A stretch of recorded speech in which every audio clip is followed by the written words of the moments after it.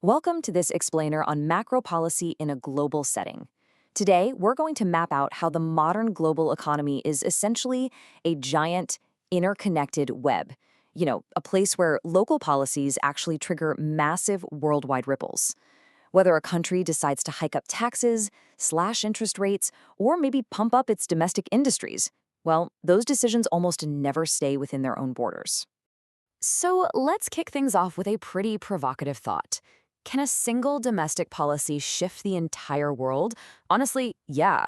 When one government tweaks its spending or messes with its money supply, it's not just affecting its own citizens. It sends an absolute shockwave across the globe. Today, we're going to dive into the exact mechanics of how those shockwaves travel, who ends up winning, and who gets caught in the undertow. Here's our quick roadmap for today. Number 1, the global economic web. 2, spillovers and ripple effects.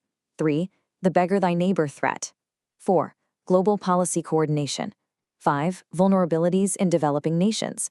And finally, 6, addressing global structural imbalances. Let's get into it. Section 1, the global economic web. Okay, so the concept of macroeconomic interdependence sounds super academic, right? But it basically just means that an economic disturbance in one country, like a huge spike in government spending, is going to shift income, prices, and interest rates in other countries. And then, crazy enough, those changes echo right back to the first country. It's like a giant feedback loop. Understanding this is absolutely crucial because we are more linked now than we've ever been. Just to put that into perspective for you, the ratio of international trade to gross national product in the major G7 nations is literally twice as large today as it was back in 1960. What's the main takeaway here?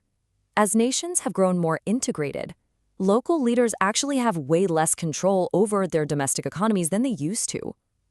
The continuous globalization of the world economy, plus the liberalization of international capital markets, means a government's grip on its own finances has been seriously eroded.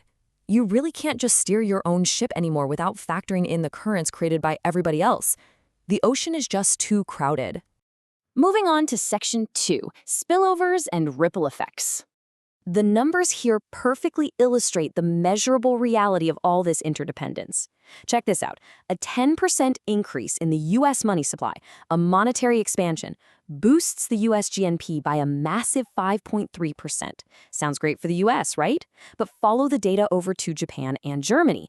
Japan's GNP actually drops by 0.6%, and Germany's falls by 0.8%. So a policy specifically meant to help the U.S. actively ends up shrinking the economies of its trading partners. It really plays out like a giant game of dominoes. Let's trace the steps. First, the U.S. initiates an easy monetary policy to stimulate some growth. Because money is suddenly so readily available, U.S. interest rates fall. That causes investors to be like, hey, I can get better returns elsewhere, leading to capital flowing right out of the U.S. This capital outflow then causes the U.S. dollar to depreciate. And finally, step 4, other nations suddenly face a massive flood of incoming capital, causing their own currencies to appreciate. And the kicker? That makes their exports more expensive and less competitive globally, which completely undermines their own national economic goals. All right, Section 3, the beggar thy neighbor threat. So what happens when countries decide to fight these ripples? Well, they often turn to what economists call beggar thy neighbor policies. It's a funny name, but it's a serious thing. This is a deliberate, competitive devaluation of a nation's currency. The strategy here is to make your own country's exports artificially cheap and super attractive on the world market, which comes directly at the expense of your trading partners. It's essentially a self-defeating game where everybody tries to win, but ultimately everyone loses. It leads straight to retaliation and completely disrupted trade. Actually, fun historical fact, this exact scenario caused absolute chaos in the global markets during the interwar period between World War I and World War II. Game theory completely hits the nail on the head with this dilemma. Think of it like standing up at a concert so you can get a better view. If just one person does it, it works great. But if everybody stands up, well, nobody can see any better and everyone just ends up with tired legs. If every country tries to depreciate their currency to steal demand, we're just shifting world demand around instead of actually increasing global spending or output. If everyone depreciates equally, we end up exactly where we started, just with vastly more unstable markets. That brings us to Section 4, global policy coordination. When you put these two approaches head to head, it becomes undeniably clear which path makes more sense. competitive depreciation, it just shifts existing demand around and sparks trade retaliation. But policy coordination, which means simultaneous economic expansion across nations, actually allows output and employment to increase everywhere without any single country seeing their trade balances deteriorate. Nations can do vastly better by setting policies cooperatively rather than going rogue and acting entirely on their own. Right, so if coordination is the silver bullet, why aren't we doing it all the time? Well, despite the totally obvious benefits, true global coordination is incredibly rare. Countries are constantly struggling with a lack of consensus on how monetary systems should even work. They disagree on the precise policy mix required, they bicker over how to fairly distribute the economic gains, and maybe most importantly, there's a huge cost to policing these complex international agreements. Trust and enforcement are just massive, massive hurdles. Let's shift gears to Section 5, Vulnerabilities in Developing Nations.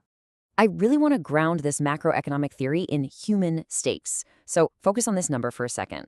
1 billion.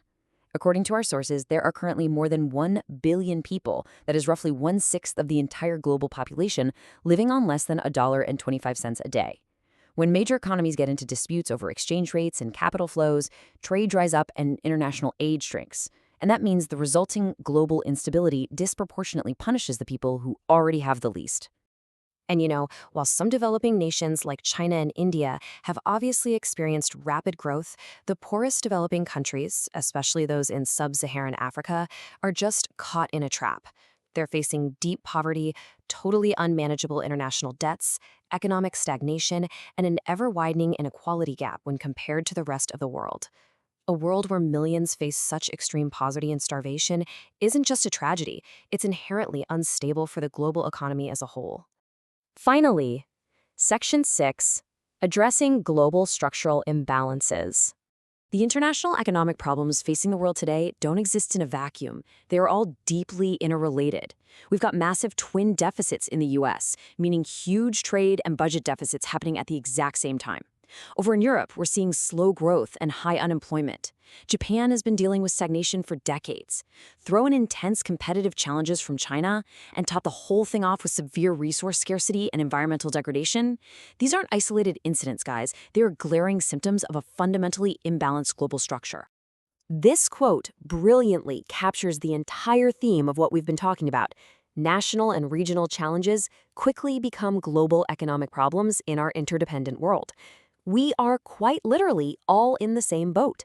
A leak on one side of the vessel, say an excessive U.S. trade deficit leading to dollar depreciation, quickly becomes a crisis for every single person on board.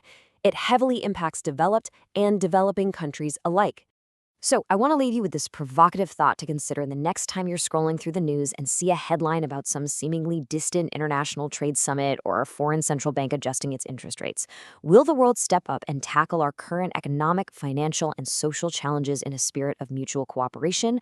Or are we just going to fall back into the self-defeating isolation of beggar thy neighbor policies?